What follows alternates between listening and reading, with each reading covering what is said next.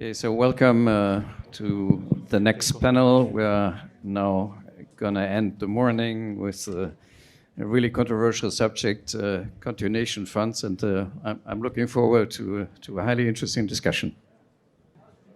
Good afternoon, everyone. Very glad to welcome and cover this exciting topic related to continuation funds. More specifically, is this a new way of doing private equity deals? To discuss this topic, we have four specialists in their field. So Daniel Benin, managing partner at Committed Advisors, Giuliano Gregory, vice president at Morgan Stanley, Peter Poldorf, investment director at Schroeder, and Gabriel Moleberg at Goldman Sachs. Do you want guys to introduce yourselves quickly? Sure. Should I start? So, good morning, everybody. So, Committed Advisors has been founded 12 years ago. We focus on mid-sized secondary transactions globally. We've been acting in this market for more than 20 years, initially with Argent for 10 years, and then we basically became independent back to 2010. And we are basically investing in both GP-leds and LP stakes as well. So my name is Giuliano. I'm a principal in the team at Morgan Stanley, the Ashbridge team, which is a team that's focused towards single assets or very concentrated GP-leds in particular. I've been with the team for about a decade at this stage. My name is Peter. I'm an investment director with Schroders Capital's secondaries team. At Schroders Capital, we manage roughly 14 billion. And we invest across primary, secondaries, and co-investments on a global scale. And within secondaries, in the last years, we have focused mainly on GP-leds on the lower mid-market. Gabriel Moleberg, managing director at Goldman Sachs. We've been doing secondaries for about 25 years. I've been part of the team now for about 20 years. We're investing Fund 9 currently. Excellent. Maybe as a reminder, for the sake of clarity, just a quick reminder of or about continuation vehicles, what we understand by this appellation. Essentially, what we will cover is the topic of a GP that will sell an asset or multiple assets from one of its funds to a new SPV newly created for the occasion, that it will carry on managing. This vehicle will be backed by new financial sponsors, and LPs generally are offered the possibility of coming back or rolling over into this new vehicle. Maybe as a start, what are, gentlemen, the main criteria to start considering a single line continuation vehicle? More specifically, what are, in your opinion, a situation that can lead to a continuation vehicle, single asset or multiple assets? And what are the situations in which it's not suitable? Sure, happy to start. So for us, we do a lot of work ourselves, looking at the companies in the market and all the sponsors in the market that own these companies. You know, the benefit that we have clearly is that we're an investor in a lot of these funds already. So we know the sponsors and we see the assets, and we can then identify certain assets within those portfolios that would be good targets for continuation vehicle deals. And we look for a couple of things. I would say in many cases, usually the asset has been a very strong performing asset. So existing sellers who would want liquidity generate a nice return. Usually because of that strong performance, it's an asset that has sometimes also outgrown the fund. So it's becoming a very large exposure in the fund. And for the GP to continue to create value in that asset, it makes sense actually to move it into a new vehicle. Sometimes the asset could have been startup capital in recent years because it's so sizable already within that fund, but there's a clear agenda where you can continue to, let's say, execute the buy and build program, and you can sort of start fresh again in the continuation vehicle deal. So those are some of the kind of key things we look for: strong performance, strong GPs, strong assets, finding good alignment with those GPs when we do those deals as well. And maybe to continue on Gabriel's comment, other point is just to understand what is the rationale at the GP's level for basically offering this opportunity. What potentially are the reasons why these assets have not been exited in that, let's say, expectable time frame, which is, let's say, 4 to 5 years. And there could be good reason why an asset has not been exited in the expected time frame. And then also focus on the alignment, or I should say the realignment of interest with that GP, meaning that it's not just an opportunity to trigger an exit and keep managing the asset, but being very well aligned with the existing and future LPs as well. I would maybe elaborate a bit on the alignment point, which I think is really key. And what we like particularly about single asset GP-leds is that we can target specific companies that we like and where we can share the excitement with the GPs about the next stage of growth, next stage of transformation of the business. And we always ask ourselves, are we also kind of proud to own this business, and can we also contribute somewhat to the next stage of growth, and basically be part of a great story, and also positive impact that the company may have in the next period, 3 to 5 years. Yeah, I mean, I agree with what all the others have said. I think taking a step back, we need to be sure that the GP is doing this thing for the right reasons, as kind of Daniel pointed to. And the reasons will typically be that the asset that the fund is currently housed in has either run out of capital or run out of time. But really, the goal of the GP-led should be to solve this structural constraint for the GP. And naturally, a lot of the assets that are subject to these particular constraints are the better performers. So as Gabriel pointed to, buy and build is a big theme in GP-led, because typically a company would have done buy and build. The fund that it's in has run out of capital to continue supporting it. And so the GP will use a GP-led to raise further capital to carry on with consolidation of the market. So we always make sure when we're looking at deals, again, as Daniel said, that we're doing it for the right reasons, and the GP are doing it for the right reasons. You all talked about realignment of interest. Concretely, what does it mean? What are you looking for when we talk about alignment of interest? Does it mean that every proceeds from the GP will be reinvested in the continuation vehicle? Could it be less than that? What are you guys looking for? Yeah, generally we like full role. It depends a little bit where the asset sits. If the fund is paying carry already, but let's assume it's paying carry, then we do not want to view this as an exit event for the GP. Yes, the LPs might choose to exit, or they might choose to roll, so it could be an exit event for them, but the GP should really be a buyer alongside us in these transactions. I think it's in many cases also they're putting additional capital into the transaction on top of what they're realizing through carry.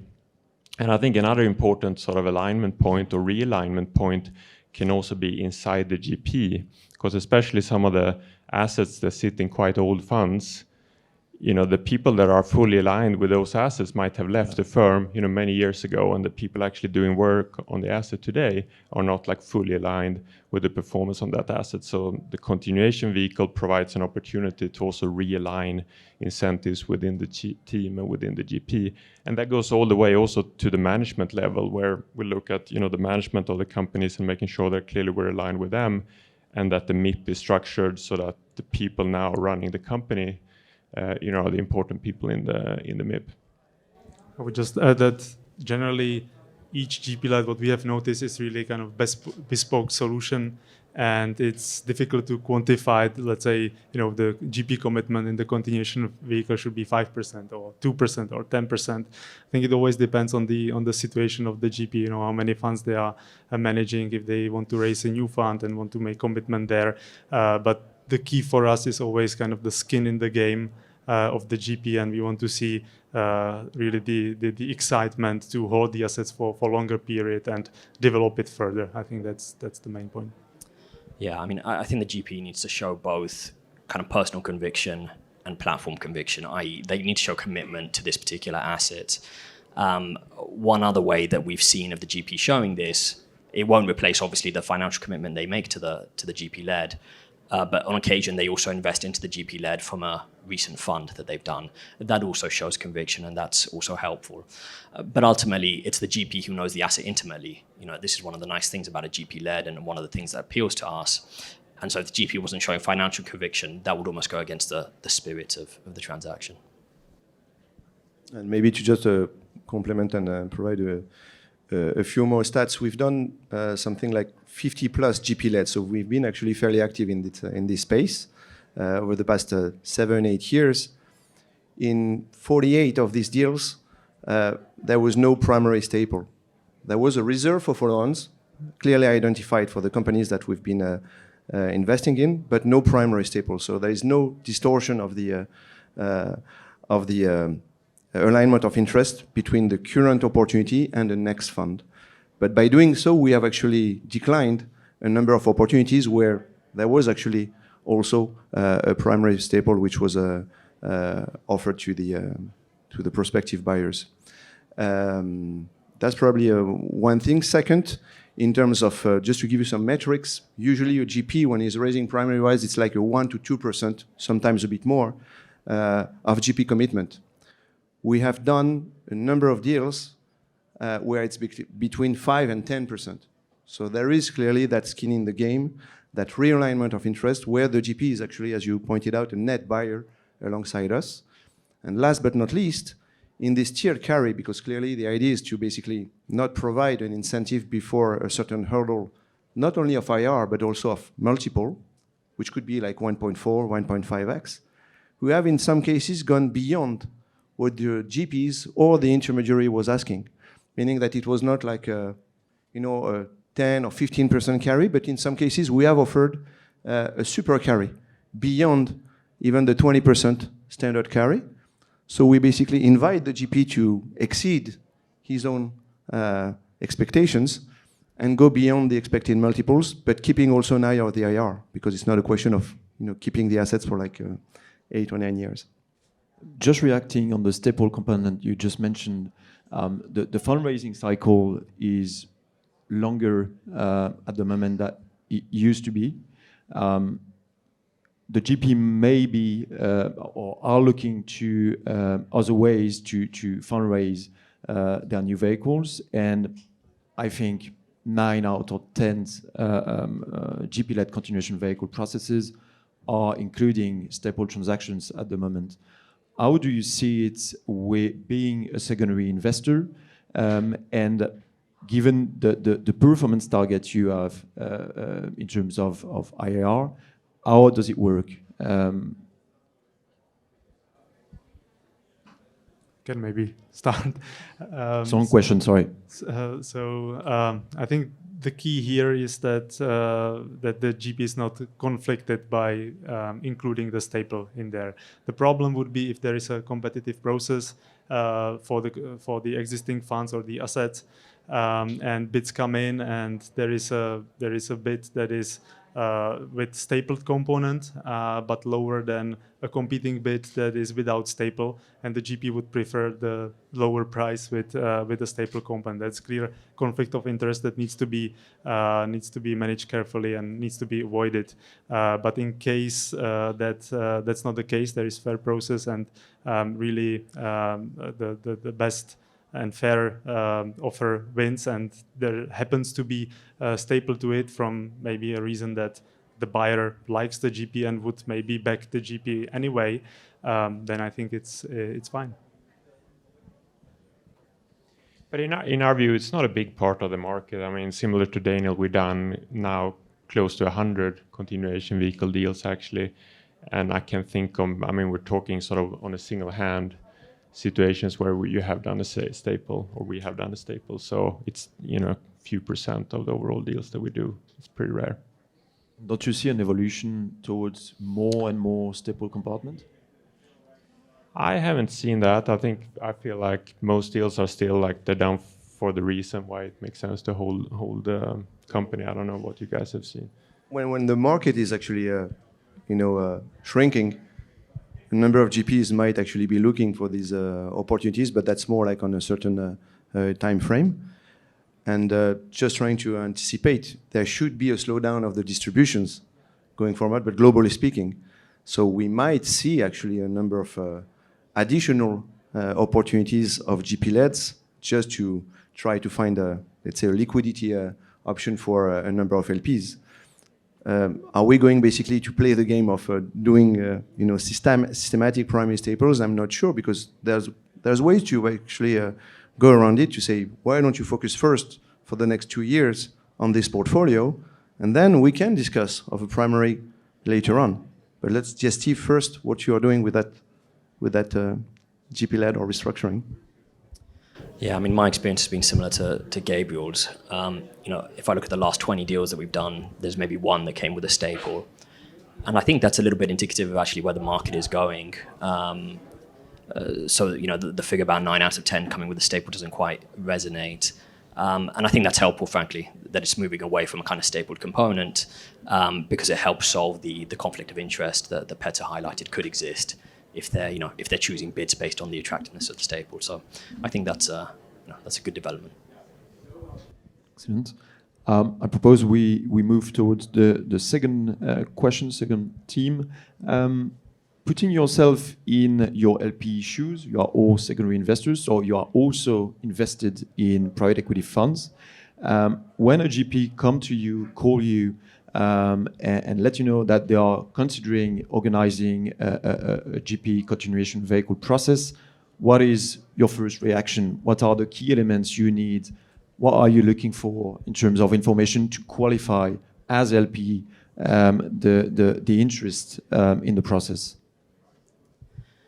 I think it's extremely important that LPs are given, number one, a sell or roll decision over whether they're going to sell or roll into the GP-led. Number two, sufficient time to come to that decision. I think Hilper says at least 20 working days or calendar month. We agree with that. And number three, they need sufficient information. And that information should be exactly the same as what the potential bidders, the GP-led bidders have. Those three things are kind of non-negotiables, and we look to lead deals, and we ensure that those three things are in place. Looking at it, putting another hat on and looking at it from our kind of fund investment perspective, we have a sister business that does fund investments. Obviously, they're constantly making decisions over whether to sell or roll. I think everything is taken on a case-by-case basis. There's no set, decision made, in advance, essentially. And actually, sometimes decisions are made to sell, even though the quality of the asset, which is part of the GP-led, is attractive. So, for instance, the investment program that invested into the fund could be coming up on time, or it could be looking for liquidity. And as kind of Daniel alluded to previously, liquidity is a big question at the moment in the market, given distributions are slowing, funds are coming back quicker, the denominator effect, and so on and so forth. So I think we're seeing a higher level of sell decisions than we will in future, although it should normalize in the kind of medium term. Yeah, no, we've definitely welcomed the development also as an existing investor in the fund. I think also optionality, there's always value to optionality. So in many cases, we're an existing investor in the particular fund because we bought maybe an LP secondary in that fund in prior years. We have exposure to the assets. We evaluate then clearly on a case-by-case basis for the investment merits of the continuation vehicle. Do we sell or do we roll? We look at the existing return we have made on that particular asset or those assets and kind of compare that to the go-forward return. We look at the liquidity profile of the fund where that investment sits, and is it time now for that particular fund maybe to send money back to investors, or can we take another 3, 4, 5 years of duration here to improve the ROI over that period? So yeah, I think it's just a very positive development for the market overall. Fully agreed. It's just a question of where do you stand in terms of that opportunity coming in the lifetime of the investment. If it's very early in the investment, it might be a bit too early, at least for us.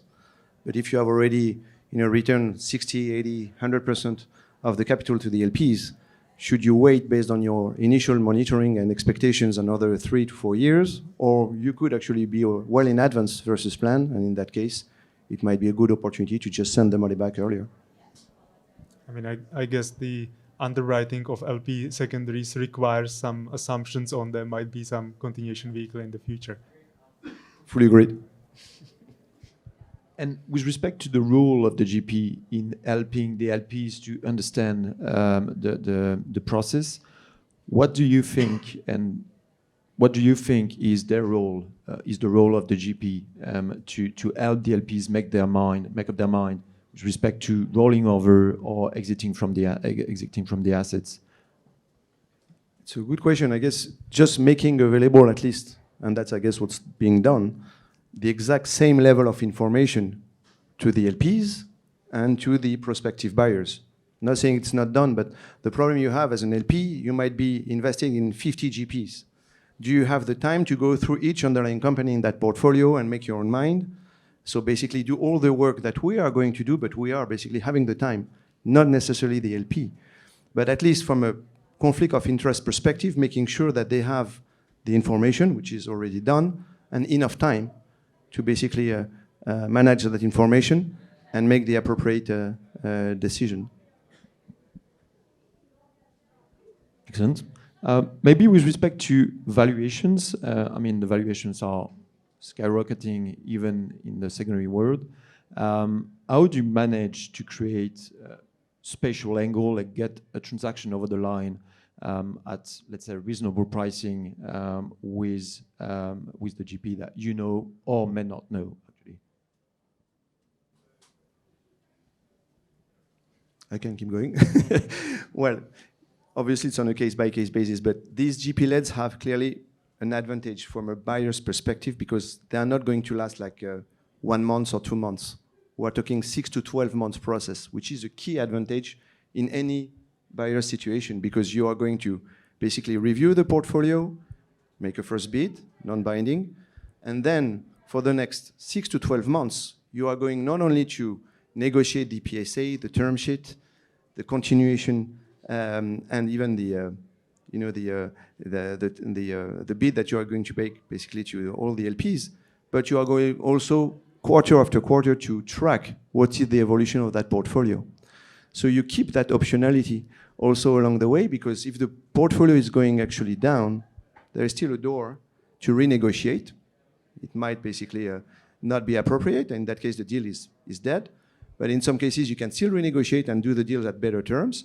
And in case it goes up, you have already fixed the price at a certain date and a certain record date, but you are going to close again 9 to 12 months later. So you might be at an optical discount of 10% to a certain record date, say June 22, but when you're closing in June 23, it might be actually a 20 or 25 or 30% to that June 23 fair market value or net asset value.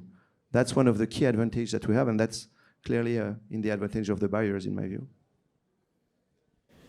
It all comes down to information. I mean, I alluded to earlier, really, we try to identify these opportunities early before a process is launched and really do work on the assets before that process. You know, Daniel mentioned the length of a process. Sometimes they can be a little bit quicker. So if you haven't done the work and you don't know the asset, you don't know the GP, you know, it's very difficult to be competitive. You really need to do your homework early on. Very much like a classic sponsor evaluates other sponsors, portfolio companies, and try to do work on certain companies before any process is launched for an individual company. So we try to do that and use the network that we have with GPs and people in the market, and within Goldman also how we can come up to a value, and then effectively price the deal. We do not tend to be very active buyers sort of where a deal is set. I think you should have a price is set, you should have the ability to negotiate price. It should be a competitive process where the best price eventually wins, and that's where it clears. It is maybe fair to say that the price expectations of the on the market or the GPs are still quite high, and in our view do not reflect all the uncertainties, the recession, potential recession next year, and we have lately seen that GPs are reconsidering their expectations. We have seen some trying to proactively reprice the deals, maybe go out with 10% lower ask valuation. But I think it's a factor of the market also in the end of the public markets, how they behave and the volatility, and we might see further corrections in the next quarters. Yeah, I mean, maybe bringing everything together, what we're looking for is to, have an honest price discovery process and getting to what is a fair price. Now, obviously, that can be done through a competitive secondary auction, as Gabriel alluded to. It could be supported by a fairness opinion. It could be supported by a recent minority sale. It could be supported by a recent process they ran or unsolicited bids that they've received. But essentially, what we're trying to navigate to, as frankly anybody in the PE universe is what is a fair price for everyone, in effect. Maybe just to jump on what you said, we've seen for the first time during this summer, and maybe you have experienced that as well, for the first time we've seen two GPs who basically dropped. We already agreed on the terms and so forth, but based, I guess, on the perception of the portfolio itself and the very high requirement in terms of GP commit, they basically decided to let the transaction, just put it on hold, which is also a sign of where the valuations might be coming out. And another point of information, we have also seen in terms of percentage of sellers in these GP-leds, lately, or recently I should say, actually an increase, and in some cases 100% of the LPs who elect to sell, which was clearly not the case 1 or 2 years ago. So that's also reflective of the perception of the portfolio at a certain point in time, and also in terms of anticipation going forward. In terms of valuation and conflict of interest, you talked, Giuliano, about fairness opinion.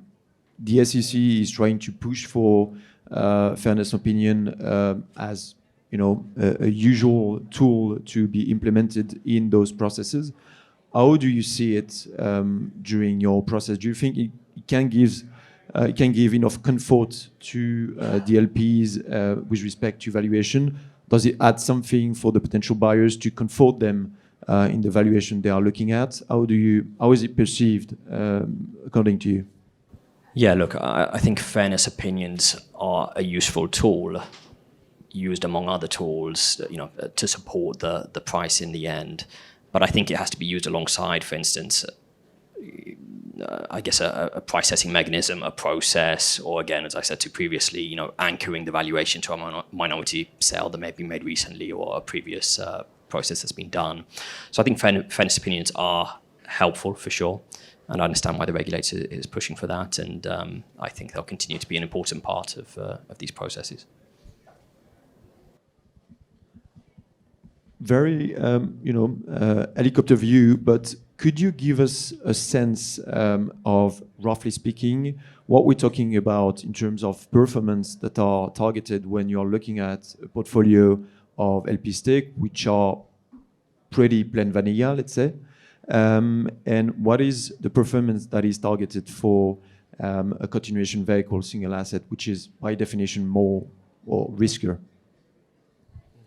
Yes, we do both in our funds. I'm happy to start. We do about 50%, classic LP portfolios and 50% more continuation vehicle deals. And I would say the LP portfolios tend to be shorter in duration. We're quite focused there on buying more mature portfolios that are getting cash back very quickly. And therefore, in many cases, actually very strong IRRs. But the money multiple clearly is lower because you don't own these assets for very long. The GP-led or continuation vehicle side is more focused on ROI. The whole reason to move an asset into a new vehicle is not to sell it tomorrow, but to continue to develop that asset over the next 3, 4, 5 years. So clearly more focus on an ROI, but still with a strong IRR. I would say the sort of the LP portfolio side is clearly also a little bit more open to leverage usage because of that diversification. So it depends if you look at the returns unlevered or levered. But I would say the GP-led or continuation vehicle deals, we're targeting very much similar returns like a sponsor would target when they go out and buy a single company. And that's why also I think in many cases the new fund sometimes also invests alongside the secondary fund in the continuation vehicle deal. So you should think about it as kind of classic private equity returns of 20%, 25%, somewhere in that region target. Maybe two, at my point of view. So from asset allocation perspective and risk return perspective, I believe that especially single asset GP-led is something new, and it's something sitting right in between the co-investments and the traditional LP secondaries. It's really something in the middle of the road, and I would also encourage investors in secondaries to consider that and consider to have exposure to that. I would say what is a unique basic asset class. Well, in terms of velocity of the capital, we make a slight difference between multiple asset GP-leds, which in some cases could actually present the same cash flow patterns as just a LP stakes portfolio, meaning that you could be 100% cash back within 1 or 2 years. So kind of similar to what you could get in LP stakes, but that's very different from single assets. GP-leds where, to your point, you might basically get similar cash flow patterns than just a co-investment. So we are basically more downsizing the weight of the single asset GP-leds and kind of having the same approach with respect to multiple assets and LP stakes. That's part of our strategy. Talking about the weight of single assets and, let's say, diversified portfolios of LP stakes, when we are in cycle like in 2021, where GP-leds are all over the place and portfolios of LP stakes are actually nowhere, how do your LPs react to a politic of investments where there are only GP-leds within a time frame of 12 months, let's say, that are entering into the portfolio, and thus a diversification that is reduced compared to your original strategy? What's the reaction? Are your LPs asking questions about this lack of diversity? Yeah, they clearly ask questions, and these are clearly fair questions. But the first point is, we're not deploying our funds in 6 or 12 months. You can clearly remind that it's 2 to 4 years of deployment period. So you could have, even without a COVID period, certain deals which are clearly more attractive all of a sudden, a series of GP-leds or a series of LP stakes, or actually even a series of deals which are more concentrated in the US versus Europe. So it's clearly a matter of portfolio construction. And second, also a matter of what is the concentration limit you have per company within your fund. So we have basically a maximum 2% allocation to any company in our funds, to give you one metric, which means that you would end up technically with at least 50 companies. We have actually hundreds of companies, but just to put that into perspective. So regardless of the transaction type, is it a GP-led, is it an LP stake, it's also a question of what is the exposure by transparency that you have by sector, by geography, by type of assets, and so forth. Yeah, our approach, I think, is a little bit different to the others on the panel insofar as we focus exclusively on single asset or highly concentrated GP-leds.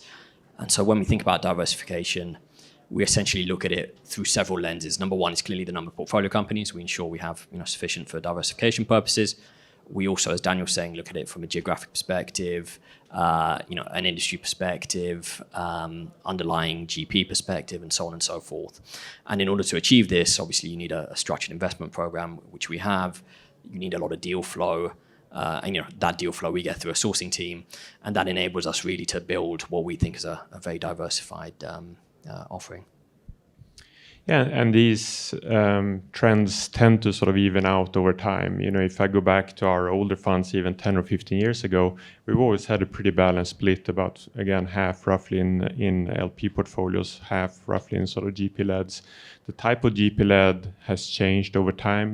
10, 15 years ago, there were more team spin-outs where we bought, single assets or small concentrated portfolios of assets, typically from banks or family offices, spun that team out and set up a new independent entity, which in many ways is very similar transaction to a continuation vehicle deal today. Difference clearly, you had one LP back then, there was a seller or partial seller. Today you have multiple sellers in a fund. this year, for instance, we're probably 80-20, like portfolios. There was a panel earlier today that talked about pension funds and how many of them have a problem. They're just overexposed to private assets right now because of the numerator effect for many years and the denominator effect this year hitting their public equity portfolios. But as we talked about, private marks haven't really come down yet.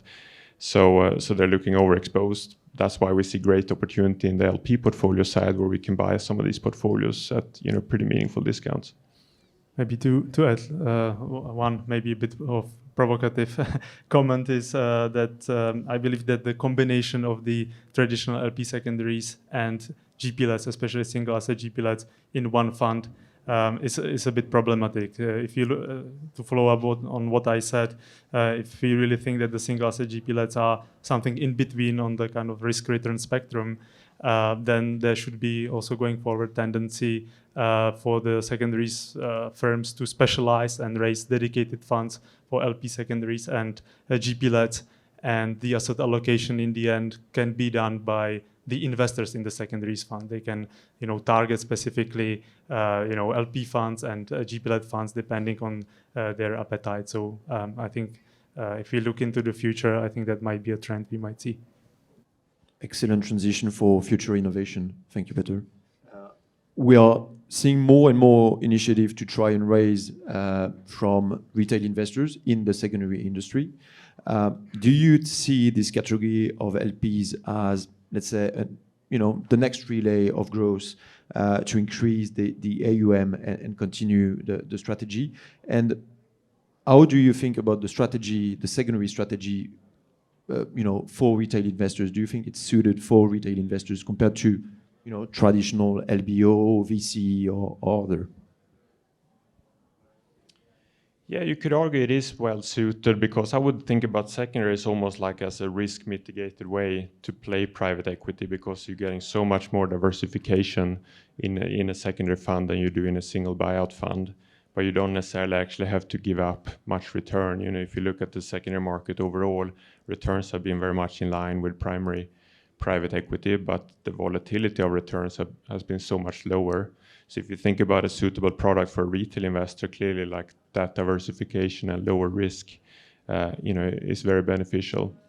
So it's something where, I would say overall, clearly, it's a big area for private equity or private assets to sort of grow the retail side, and I wouldn't say like there's no reason why secondaries would be any different. I think we should be part of that growth as well. And in many ways, I think that product almost makes more sense for retail investors. Yeah, I would agree with that, and we believe that democratization of private equity is a mega trend, and we have even Schroders Capital contributing to it, having launched 3 semi-liquid funds that are targeted at more retail investors. But in the end, the retail investors have a bit different needs, and so liquidity needs, I would dare to say, they are a bit less patient than the institutional investors. So going forward, it would probably require some innovative solution from the secondaries market to bring the liquidity. And maybe just to quickly quantify the impact, I just read a study that estimates the assets that the or retail investors might bring to private equity to up to 1 trillion in the midterm. And if you assume 5% turnover rate over a year, we're comparing to 1 to 2% right now on the secondaries market. On 1 trillion, it's 50 billion. So it's basically close to half of the current secondaries volume. So this could be a huge opportunity also for secondaries market. No, nothing to add. Fully agreed with these comments. The retailization is already happening, and so we will clearly see also. The illiquidity will still be there, so there will be a need for liquidity solutions. And you're right, we might actually see even more volumes coming from the retail side because of the shorter, holding periods from that types of investors. During our preparatory session, one of you guys mentioned that one of the future innovation that are possible is the GP doing their own GP-led directly. I think it's you, Daniel, that mentioned that. that you've seen recently that GPs are taking the subject directly and organizing competing for GP-leds directly. Do you see? Yeah, that's a new. I mean, this market, as you know, is extremely creative, and I'm not saying it's a new trend, but we are actually seeing new types of processes, and clearly a GP organizing the GP-led himself is also something which is, let's say, the first time for us. It's not yet done, but we'll see how it goes ultimately. So we're seeing that. We're also seeing a new types of GPs entering and competing with secondaries as well. Some large buyout funds might even go into that space because a GP-led, at least single asset, means what? A number of companies which are not going to be eligible to their buyout fund. So some of them are already thinking, okay, why don't we still capture these opportunities as well? So we will see. Excellent. We have 1 or 2 minutes left. I don't know if we can take one question from the assistants, if any.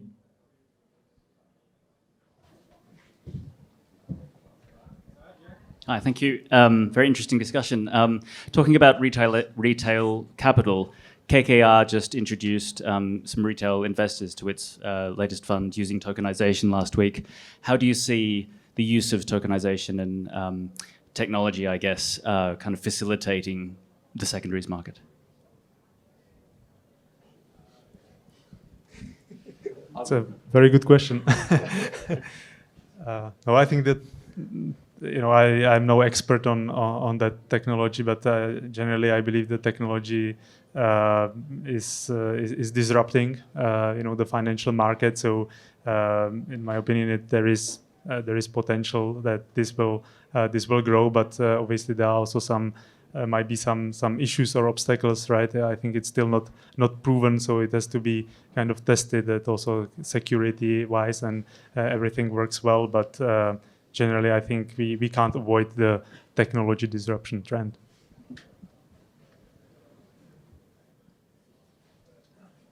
All right, we might resume here. Thanks very much for your participation, and see you next time. Thank you. Thanks, guys.